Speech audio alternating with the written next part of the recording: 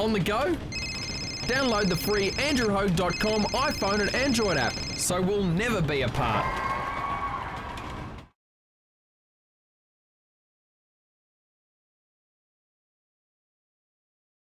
This is andrewhogue.com, still Australia's only 24/7 metal radio station, and haven't had a chance to chat with this great man for quite a while. We've always caught up on regular occasions when they've toured Australia with his band Killswitch Engage, but it has been a decade since we got a new record from Times of Grace, and I guess the title is quite fitting for our current times. The album is titled Songs of Loss and Separation, out this week.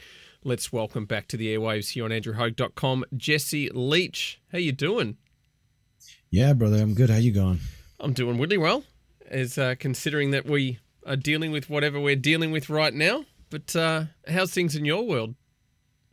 Yeah, good. New York, where I live, and I live upstate in the mountains, thankfully, not in the city, is pretty much open for business. It's a lot of smiling faces without masks, and things are starting to slowly turn back to quote unquote normal, and it's incredible, man. And I honestly truly can't wait for that to happen for you guys over there.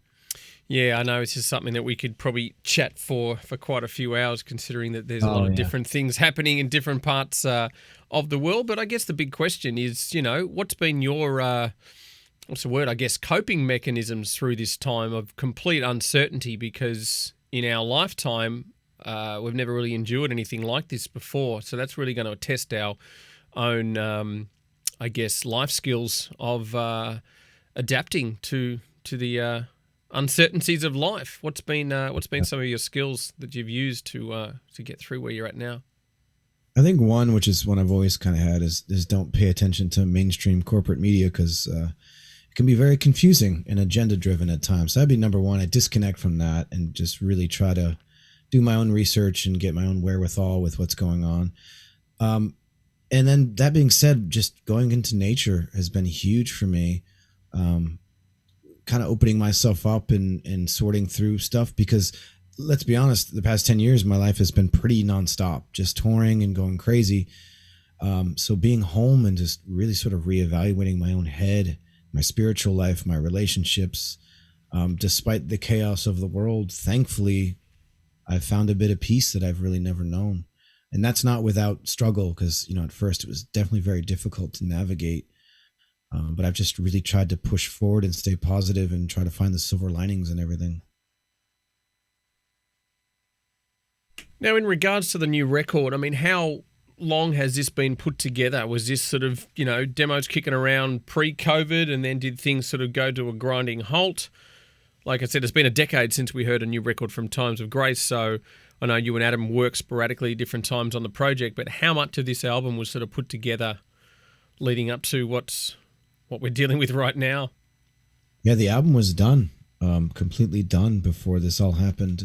We just wrapped up on recording a couple months prior to, but we started doing demos we started doing demos in 2007, 2008, not 2000, I'm sorry, rewind, 2017, 2018, is when I was starting to hear some of those demos and getting ideas and starting to write some lyrics and get the discussion going that we're actually going to do this again. But before COVID hit, this was done. So during COVID, Adam was adding the embellishments on the record. We were discussing song orders, what songs are going to make the record, what songs are going to stay off the record, and then remixing, remastering, and reamping, and all those fun little technical things that go into it. And then having this window to actually put it out, because Killswitch would have been on tour, so we wouldn't have been able to put this out this year. So the fact that we did sort of have this shutdown of the entire globe allowed us to put this record out. So it's kind of a blessing in disguise as far as Times of Grace is concerned. Yeah, well, let's talk a little bit about Killswitch just quickly, because like I said, it has put a lot of bands' careers to a grinding halt. As you mentioned, Killswitch would have been out touring, and it kind of, if anything, it has completely tripped up a lot of the cycles that bands and labels and things within the industry have been on for many years now. It's like, you read a lot of stories of bands and people just sort of, in a bit of free fall because of that uncertainty and having the, the rug pulled from beneath you. You know, how are the rest of the members of Killswitch been dealing with this and adapting with this? Like I said, considering that you would have been on a tour somewhat now, and Times of Grace would have been, you know, not a possibility of being able to release a record. How's everyone else coping in the KSE camp? Yeah, I think these days doing much better because, you know, we do have a tour planned for late September. Things have, you know, we've gotten together and jammed. We've been in the same room together just fairly recently. But prior to that, it was difficult. You know, some of those guys had a worse go than others. And I know there was some depression going on. I mean, all of us at some point were definitely depressed because of this. Because it's all the things that you sort of draw from that give you a sense of identity and purpose is taken away. At first, that's, you know, I would be honest, at first we were all like, oh, we get to go home and breathe. Even though it was stressful, it was kind of like, oh, we get to like breathe for a few weeks, hopefully, and then we'll figure this out. And then when the reality set in that this is long term, I think it was very difficult for some of us. But that being said, I think all of us did, you know, like what we all are trying to do is you just kind of figure out how to cope, how to push forward, how to try to find things that keep you positive and what you can do within your own home and your own neighborhood, not around people, to keep you sane. And it was a huge eye-opening thing for a lot of people, and a lot of lessons were learned. And I think, you know, if you're a person who's determined to try to find the positive in everything, this past 16, 17 months, at least for me, were necessary. I needed to pump the brakes. I needed to reevaluate stuff. We needed to come off the road and rethink things. And then on the flip side of it, my hope is bands see that stuff like streaming and stuff like Zoom, the technology we have available to us, can really push us in another direction and help us to try to make money outside of touring nonstop, which is what most of us have been doing the past few years, because it's not about album sales anymore. So hopefully music and art will continue to adapt and thrive because of our technology and what we have access to. And streaming to me has been incredible. Seeing bands put on these concerts that are awesome, and you're in your living room watching and they're performing to you. So I think it's all your state of mind, and it's not taking away from anybody's difficulty, because it's been a rough go, but it just kind of tests your mettle.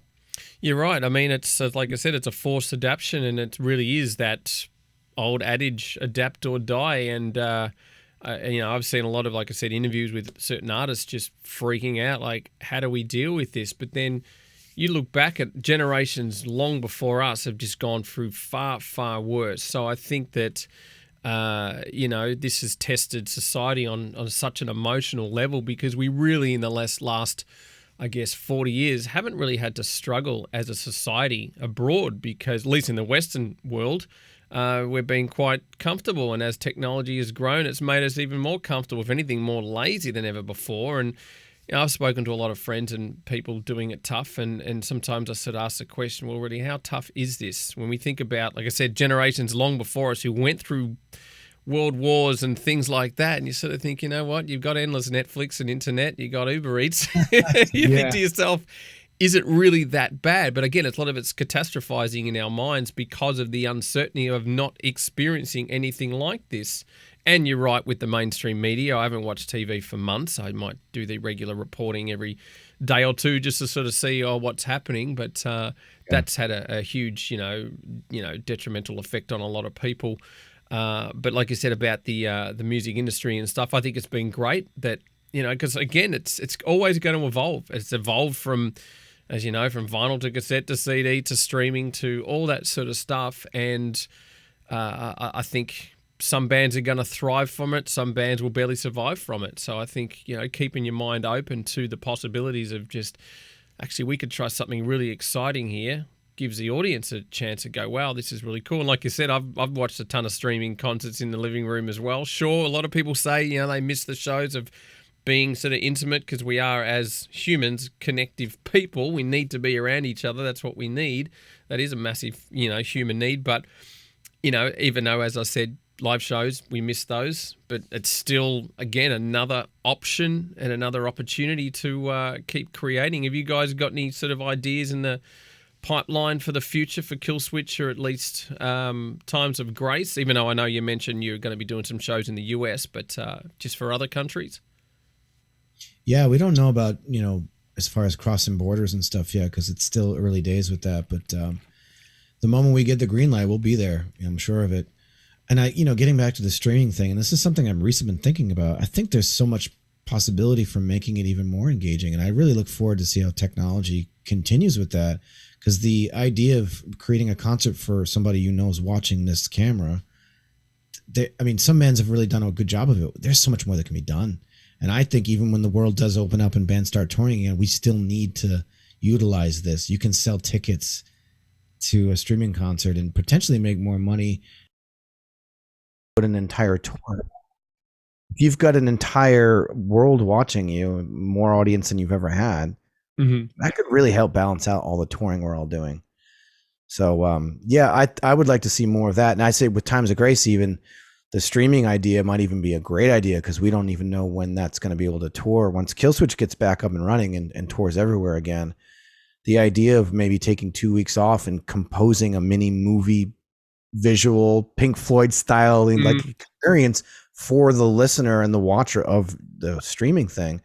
To me, I've got so many ideas for that type of stuff, and I'm excited to see what goes on. And you cannot replace a show and being standing next to somebody and having the sweat everywhere and that energy. You can't beat it. But now we've got this technology that's been crafted for, I think it could take us in a whole different direction. It just adds more to the to the pot of like ideas of musicians pushing forward. And the industry continues to try to rip us off, but we keep pushing forward and surviving somehow. Absolutely. There's more power to the artist than ever before, because again, the technology is there, use it to your disposal. And another question, I guess, is, do you have any fears getting back out and touring, considering the protocols that bands and people have to take now when it comes to travel? We saw the same thing, post 9/11, all the security at airports and checkings and constant checkings. We kind of that was a pain in the ass, and then we learned to adapt to it. Do you have any kind of fears of the whole constant testing of protocols before you go on the road and venues, and you need to do this and that? It's going to be quite endless for quite some time. Is there anything that you're, concerned about, or anything when it comes to that? I would say there's no fear for it. I'm not afraid. I'm definitely frustrated by some of it. And I think we've got to be considerate of people, definitely. But I think that it'll probably be pretty overboard for a while. But, it's different here in the States than it is elsewhere. So I can really only speak from my own experience. From where I am in New York is now officially open. So I think if anything, it's going to have to take a lot of patience and a lot of compassion and understanding that everyone's going to do it a little differently. And some governments and some countries are going to be more difficult to get through borders. And we're all collectively just going to have to really just be humble about it. And if we're exhausted from a flight, it's already annoying. Airports, checkpoints, and borders. And we already get frustrated about things and getting ripped off and charged too much money for extra luggage. All of that combined with what I'm sure is going to happen is definitely going to be, we've just got to breathe, be nice, and be considerate, and just hopefully the process will get out of this sooner than later. But it is going to be a huge pain in the ass. I'm sure of that. Yeah. Like, I did notice there's a lot of bands that are starting to do shows across the US. Have you spoken to any specific artists that are out there on the road? They're telling you it's a different feeling now. What's it like? Or it's just business as usual? Because I'm seeing that from, I saw Seven Dust do a post, and they were like, it's just like COVID never existed. Things are sort of back to normal in some way. I mean, have you heard from any other fellow artists that you've toured with that are actually out there now back on the road? The only really artists that I've heard from are really only playing the states like Florida and Texas that have been open for a long time, in comparison to the other states. I haven't really spoken to anyone who's played, a recently open state or a state that's still semi, mask and social distancing. But from the artists I've talked to, there's a lot of it's like down in Florida and Texas, it's like it's never happened. But there's arguments on both sides for that. Is there enough precaution? Is there not? And I'm of the opinion of let's carry on. But it's difficult territory to navigate, because there's people very sensitive on both sides of this issue. For me, I just want people to be happy. That's why I'm kind of glad Killswitch is waiting till late September. So hopefully all the kinks and stuff in the States would be semi worked out by the time we start to go and travel places. But to me, I'm just happy to see that people are doing it. People are getting together. And so far, we haven't had like tons of spikes or tons of coverage about how things are bad. So the more I see that type of stuff happening, the more I see people getting together and things are getting back, that I'm super happy. And I'm stoked for bands that are out there doing it and having a good time doing it. It's great. You know, I think the bottom line is with this, and this is kind of where I'm at with it. If you're nervous about it, stay home, you know, and if you're not, go and see what happens. And it's a tricky situation, but again, I'm happy to see music coming back. That's kind of the bottom line for me, because it's does something to us mentally, and the fact that, you know, we got to take care of ourselves mentally as well as physically. So I love to see people being happy and getting together and playing music again. Now, what's it like with the government backing with the arts in the US? Because Australia is woeful. It's dreadful. It's like it's the bottom of the rung at the moment. Sports is like, yeah, let's open up. You can get 40,000 in the stadium, but you play a shitty venue, you can only have 40 people and its capacity of 200. It's a fucking joke. Yes. I don't know what it's like in the US. Has it improved? Has it been sort of, you know, is the arts taken a lot more seriously than what we're dealing with? No, the arts is never taken seriously in the States. This whole entire time, it's been so hard, and more so for hired guns in this industry who had no backup, who have no health insurance, who have nothing. And there was no, you know, bands like Killswitch had to take out loans through the government and jump through all these hoops to make sure we could give our employees, our crew, some kind of money to pay their mortgage. You know, they couldn't, some of those guys couldn't pick up unemployment. The arts were not taken care of, and they're still not taken care of. There were bills on the table in Congress to help independent venues not close down. Guess what? A ton of legendary, amazing independent venues are gone now because they didn't get help. But yeah, sports was fine. There's so many industries that were put above.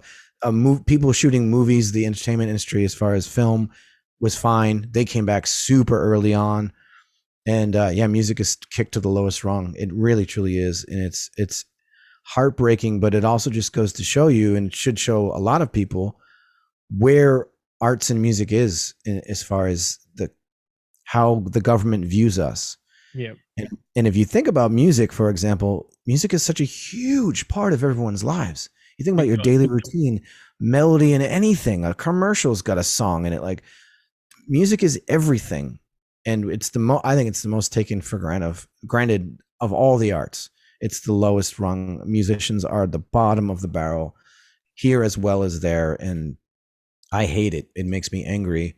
But, you know, we keep pushing on and we find ways to survive. And I feel really bad for some bands, because there's some bands that will not recover from this.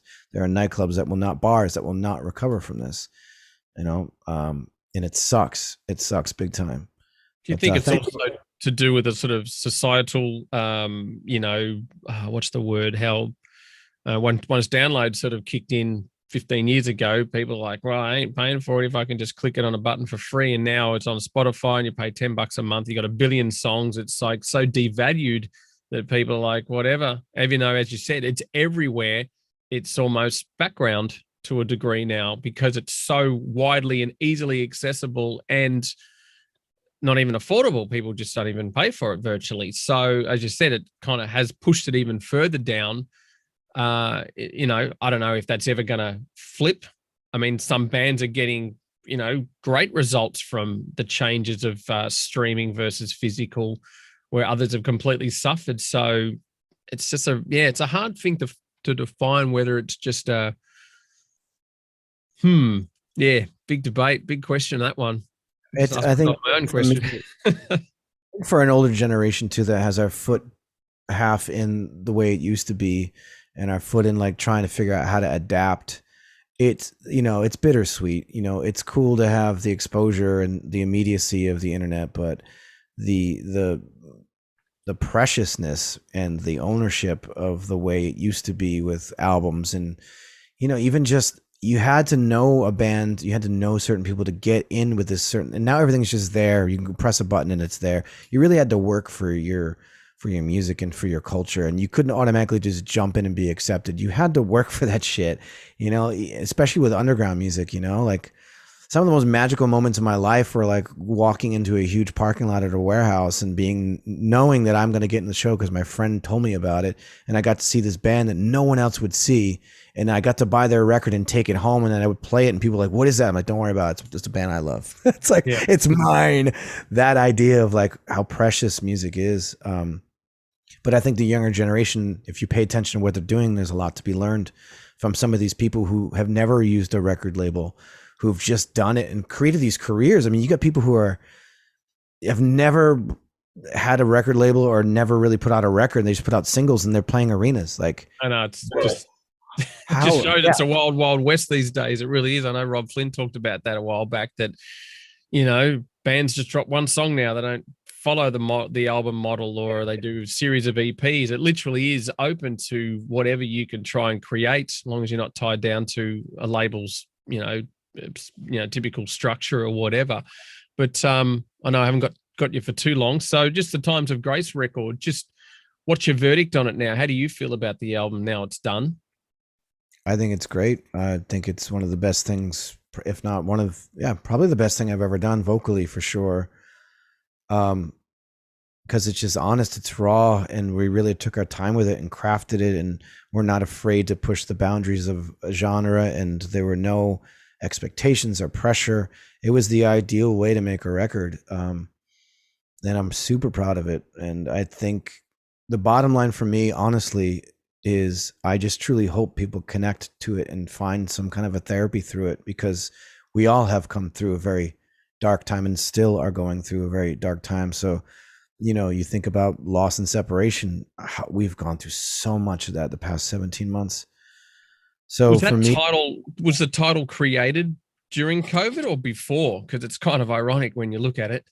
Yeah, Adam came up with it before. It was just about the lyrical content. I mean, this whole record was conceived and done in nothing was done during COVID except for the artwork and, mixing and the little tweaks and then figuring out what to do with it. But this was locked and loaded before all this happened. So it's just kind of like serendipitous that it turned out this way.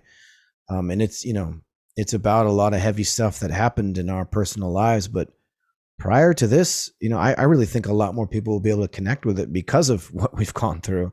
Yeah. And and I use this term loosely. It's a happy accident, for Times of Grace, that the timing couldn't have been better, for us to all collectively go through this crazy time and to put out a record that speaks to pain the way that this album does. It's out of our hands. It's this weird, whatever you want to call it, the collective energy of the universe or God, something. It's just the perfect time, or just chance. It's just awesome the way it all worked out. And just a quick Killswitch update where things are at as far as that music. I know you mentioned about the touring later in the year in the US, but how's things sort of, trucking along on the musical front for the band? I think for us, we're just excited to get back out and continue to tour on Atonement, a record we're all super proud of that we never really got to tour on. I mean, we are 2 days into our headline tour and the wheels stopped. So we really want to push that record and bring it back out and remind people about it, because, it's a record we're super proud of. So we're going to give that record time before we even consider what's next as far as music goes. And I think that also is a blessing too, because it allows Times of Grace to continue to breathe. So it works out, man. That's an interesting response, because I know Testament were about to hit Australia for the Download Festival, literally a week out, and that got canned in Australia for the whole COVID thing. And then your record had just come out, or I think it might have been a week away from release or something like that. And I spoke with Chuck Billy and talked a bit about, might be a year before COVID would ease, which we didn't realize it was going to go longer than this now. I said, would the record be deemed as old? He said, we'll probably just work on another album. So I think some bands feel like it's going to be forgotten during this time, because our minds are so distracted on the uncertainty of what we're all dealing with that people will probably, that's what's frustrating I'm seeing with a lot of artists, is great albums coming out that might be forgotten during this period because people are distracted in other painful ways. They might not hear the record, or just might become sort of hit and miss. So to see you guys sort of pull that back and give the Atonement the credit that it deserves on the live front, I think is a pretty good move, even though fans are so used to wanting constant music now because of home studio access that it's just, give us another record, another 18 months. And the bands are just pumping out, I believe at times, quantity over quality. Yeah. So that's what I've noticed some artists are talking about. Well, we're working on a new record now, and it's like, it's too soon when some of these albums are so good that why would you pump another one out? But at the same time, you're sitting home on your ass in your home studio. What are you going to do? Create. So maybe there's going to be a backlog of albums that are going to come out in the future from certain bands. Yeah, between like Atonement and then we had the B-sides we put out for charity. And then I have a band called The Weapon that put out a record. And now I have the Times of Grace. It's like I've put out a ton of new music, so don't ask me for new music. Now, you're right though, but Killswitch people are already asking new record, and like I'm like, no, sorry, I'm gonna remind you of this record we worked so hard on. You're not gonna forget this record. Yeah, but I guess that's just that's how people are. They want. But you're right about the quality versus quantity. The last thing in the world I'd ever want to do is put out music that's not up to speed or up to par. Yeah. Never want to be that. Never. I'd rather wait 3 or 4 years to put out a record than put out something that was shit. True. I agree. There's like I said, there's a lot of quantity out there, and you got to dig for the quality. So it's been a pleasure to finally catch up with you, Jesse. And I guess just one takeaway or even one piece of advice to a Killswitch fan that's listening on how they can sort of get through these dark times that we're currently in. Something that's worked for you. I would say, very importantly, realize that us as humans have so much more in common as people than we do differences. Don't allow the narrative of what's going on to separate us politically or whatever the case may be. The division is toxic between all of us. We need to cling to love and understanding and compassion and empathy. Those are not weaknesses. They are the greatest strengths we have as people. So don't let the bastards wear you down. Continue to be who you are, and let light guide you and not the darkness that they're trying to instill upon us. Brutal. Well said. Let's get you to choose one of your favorite songs from the latest Times of Grace album, and also one of your favorite, let's go 2 Killswitch tracks. One from Atonement, being as I said, still a new record, and just a classic one that you still enjoy playing. Right on, man. So for Times of Grace, let's go with Medusa. I love that song. It's a nice, meaty, riff-worthy song. And you said 2 Killswitch ones? Yeah, one off Atonement, because like I said, it's still a new record. Yeah. And then a classic one. So one off Atonement would be Us Against the World. I love that song. Really triumphal. And then a classic song. So many. Let's go with... wow, my brain is going nuts right now. Let's go with Just Barely Breathing off of Live or Just Breathing. I love that song. Good stuff. All right, well, be safe, and good luck when you guys can get back out and do some shows, and hopefully in the coming, I'd say rather months than years, we'll get Killswitch back to Australia, COVID free, and just keep living. LIVAN. That's it, brother. Yeah, thanks so much for the interview, and take care of yourself, and dig in the Fu Manchu poster behind you. It makes me really happy. Action is go, brother. And hang in there, man. Things are going to get better. Always. Right, take care, buddy. All hails. Good to see you. You too.